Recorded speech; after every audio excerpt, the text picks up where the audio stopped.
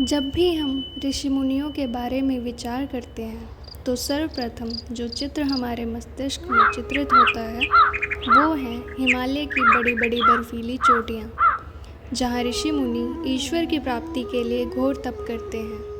परंतु कुछ चुनिंदा ऋषियों में से एक ऋषि ऐसे भी हुए जिन्होंने अपनी तपस्या के लिए अरावली श्रृंखला में स्थित ढोसी पर्वत को चुना। हरियाणा की सबसे ऊंची चोटियों में से एक ढोसी की पहाड़ी, जिसका इतिहास महाभारत काल से जुड़ा हुआ है। ऋषि च्यवन महर्षि भृगु और माता पुलोमा की संतान थे। प्राचीन काल की बात है। उस समय भारत में राजा सयार्थी का शासन था। वे अत्यंत न्यायप्रिय, प्रजासेवक और कुशल प्रशासक थे। सद्गुणों का व्यापक प्रभाव राजा के पुत्रों पर भी पड़ा। उनके पुत्र और पुत्रियां अपने पिता के पद चिन्हों पर चल रहे थे। राजा सयार्थी अपने पुत्रों को देखकर स्वयं प्रसन्न रहा करते थे। एक दिन राजा सयार्थी अपने पुत्र पुत्रियों के साथ वन विहार के लिए निकले। राजा रानी तो एक सरोवर के निकट विश्राम के लिए बैठ गए, लेकिन उनके पुत्र पुत्रियां परस्पर घूमते टहलते दूर जा निकले। असमय ही राजकुमारी सुकन्या ने मिट्टी के टीले में दो चमकदार मणियाँ देखी। कौतूहलवश सुकन्या उस मणि के निकट आई। नज़दीक देखने पर वह चमकती वस्तु को समझ ना पाई। तब उसने सूखी लकड़ी की सहायता से दोनों चमकदार मणियों को निकालने का यत्न किया, लेकिन मणि निकली नहीं, अपितु वहाँ से खून बहने लगा।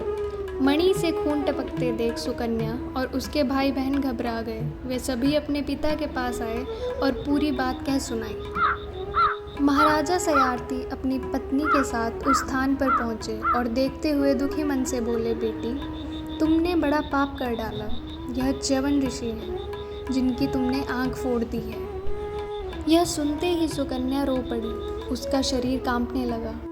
टूटते हुए स्वर में उसने कहा, मेरी जानकारी में नहीं था कि यह महर्षि बैठे हुए हैं। मैंने बड़ा अनर्थ कर डाला। यह कहकर वह फिर से फूट फूट कर रो पड़ी। हाँ पुत्री, तुमसे अपराध हो गया है।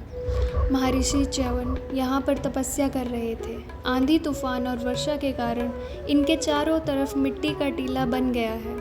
इसी कारण तुम्हारी दृष्टि को दोष हो गया। मात्र दो आंखें चमकती हुई दिखाई दी। अब क्या होगा? इतने में च्यवन ऋषि के कराने का स्वर भी सुनाई दिया। कातर स्वर सुनकर सुकन्या ने तय किया, मैं इस पाप का प्रायश्चित करके इस हानि की क्षतिपूर्ति करूंगी। तुम्हारे प्रायश्चित से ऋषि की आंखें तो वापस नहीं आ जाएंगी, पिता राजा सयार्थी ने कहा। सुकन्या बोली, मैं इनकी आंखें बनूंगी। क्या कह रही हो बेटी? मैं उचित कह रही हूँ पिताजी। मैं ऋषि देव की आँख ही बनूंगी। मैं मात्र भूल व क्षमा का बहाना बनाकर अपराध मुक्त नहीं होना चाहती।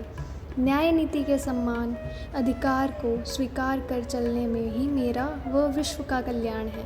मैंने यही सब तो सीखा है। मैं च्यवन ऋषि से विवाह करूंगी और अपने जीवन पर्यंत उनकी आँख बनकर सेवा करूंगी।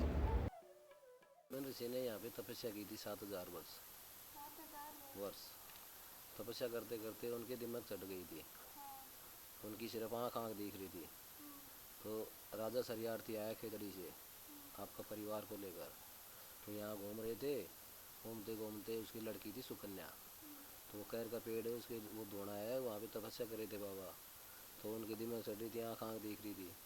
तो सुकन्या ने तुनका उठा के उसकी आँख में लगा दिया। तो उसमें रक्त आया ना, जब पता चला ये तो कोई जीव है। तो राजा के घोड़ों की दस्त लगी इतनी देर में। तो राजा से उसने कहा कि पापा मेरे से गलती हो गई, ऐसे ऐसे ये तो कोई देवता है, कोई ऋषि मुनि है, तपस्या कर रहे हैं, मैंने इसकी आँख में तुनका लगा दिया, अब देखो। तो उसके पापा ने जब उसको देखा बाबा को, तो उसने उससे गलती मांगी। सरियार्थी राजा ने बाबा से गलती मांगी, बाबा ये लड़की है, इसने आपकी आँख में तुनका लगा दिया, मैं आपकी सेवा में छोड़ के यहीं जा रहा हूँ कि आप चेली समझो चाहे आप कैसे भी समझो, मैं आपकी सेवा में यहीं छोड़ के जा रहा हूँ। तो बाबा के पास यही सुकन्या को छोड़ के चले गए थे। तो बाबा चमन ऋषि ने इस चंद्रकूप है नहाने की, इसमें चमन ऋषि ने और सुकन्या माता ने दोनों ने इसमें स्नान किया। तो जवान अवस्था में हो गई थी। जवान अवस्था में होने के बाद में ये नया मंदिर बनाया बाबा ने, उससे शादी की, फिर ये नया मंदिर उसके लिए बनाया।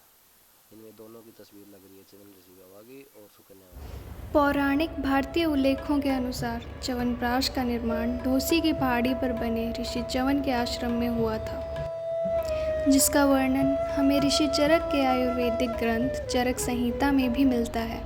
लगभग 50 जड़ी बूटियों के मिश्रण से बनाए जाने वाले च्यवनप्राश का इतिहास 2000 साल से भी अधिक पुराना है। च्यवन ऋषि नाम था इनका। च्यवनप्राश यहीं ढोसी पहाड़ से बना है, बाबा ने बनाया था। बहुत सी जड़ी बूटियाँ है पहाड़ के अंदर, तो बाबा जानते थे, बाबा ने च्यवनप्राश ढोसी पहाड़। जंगलों के बीचों बीच बसे ऋषि च्यवन के आश्रम में अत्यंत शांति और निर्मलता भरा वातावरण है, जहां आज भी ऋषि च्यवन के आत्मीयता की झलक दिखाई पड़ती है।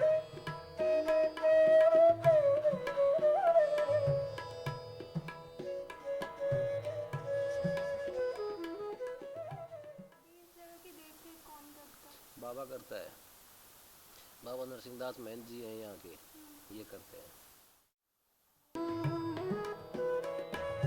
हरियाणा के पूर्व मुख्यमंत्री मनोहर लाल खट्टर जी ने सन 2021 में नारनौल की ढोसी पहाड़ी को तीर्थ स्थल के रूप में विकसित करने की बात कही है। उनका कहना है कि इस पर्वतीय श्रृंखला क्षेत्र में पर्यटन की अपार संभावनाएं हैं। यहाँ पैराग्लाइडिंग जैसे एरोस्पोर्ट्स को भी बढ़ावा दे सकते हैं। वर्तमान समय में आश्रम की देखरेख बाबा नरसिंहदास व उनके सहायक करते हैं। आसपास बसे गांव के स्थानीय निवासी यहां आकर समय समय पर अपनी सेवा प्रदान करते रहते हैं।